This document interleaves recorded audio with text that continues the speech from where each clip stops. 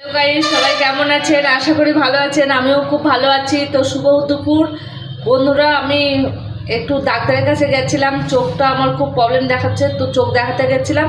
তো চোখ দেখে এসে ঝটপট করে কি করলাম, আলু কেটে নিলাম, পেঁয়াজ রসুন কেটে নিলাম, আদা কেটে নিলাম। তো আজকে কি রান্না করবো, আমার তো হাজব্যান্ড নেই, তো আজকে রান্না করলাম আমি সোয়াবিনের তরকারি।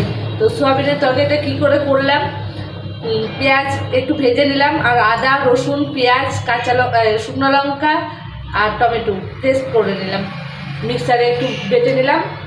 মশলাটা ভালো হলো, গ্রেভি হলো। তারপর আলুটা ভেজে নিলাম, সয়াবিনটা ভেজে আলাদা করে তুলে নিলাম। তারপর পেঁয়াজ একটু ছিল, পেঁয়াজটা ভেজে নিয়ে কষে ভালো করে আলুটা দিয়ে কষালাম। কষানোর পরে সয়াবিনটা দিয়ে আবার ভেজে ভেজে ভেজে ভেজে আবার জল দিয়ে কষালাম।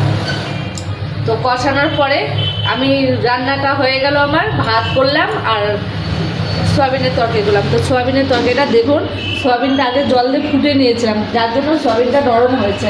এই যে কত সুন্দর হয়েছে সয়াবিনের তরকারিটা, খুব সুন্দর লাগছে, টোপা টোপা হয়েছে, এই যে টোপা টোপা মাংসের মতো টোপা টোপা হয়েছে। তো সয়াবিনের তরকারিটা করে নিলাম। আর এই যে একটু তরকারি ছিল, ছেলেটার জন্য রেখেছিলাম, সকালে খাবে, যার জন্য একটু মাছের তরকারি ছিল, ওইটুকু ছেলেটাকে দেবো। আর এই যে ভাত করেছি, তারপরে যে গ্যাস মুছে নিলাম, গ্যাস ট্যাস মুছে রান্নার জায়গাটা পরিষ্কার করে নিলাম, যত সবজির চোচা ছিল সব তুলে ফেললাম। তারপর বাসন টাসন মেজে নিলাম, নেওয়ার পরে এখন এইখানে শুধু জল দেওয়া হয়নি, এই যে নিচটাতে জল দেবো, কারণ এটা বাসন মাজার পরে অনেক ভাত টাত পড়ে থাকে, পরিষ্কার করে নিলাম। এখন ঝাড় দেবো, ঘর বারান্দা ঝাড় দিয়ে ওদেরকে খেতে দেবো। খাওয়া দাওয়া হয়নি এখনও, ঘর বারান্দা ঝাড় দেওয়াই আছে, শুধু এইটুকু জায়গা ঝাড় দিয়ে নেবো, পরিষ্কার করে নেবো, হয়ে গেল ঝাড় দেওয়া। এখন খেতে দেবো, খেতে দেই, সকাল থেকে কিছু খাওয়া হয়নি, তো খেতে দেবো এখন। সবাই দেখতে থাকবো খাবারটা।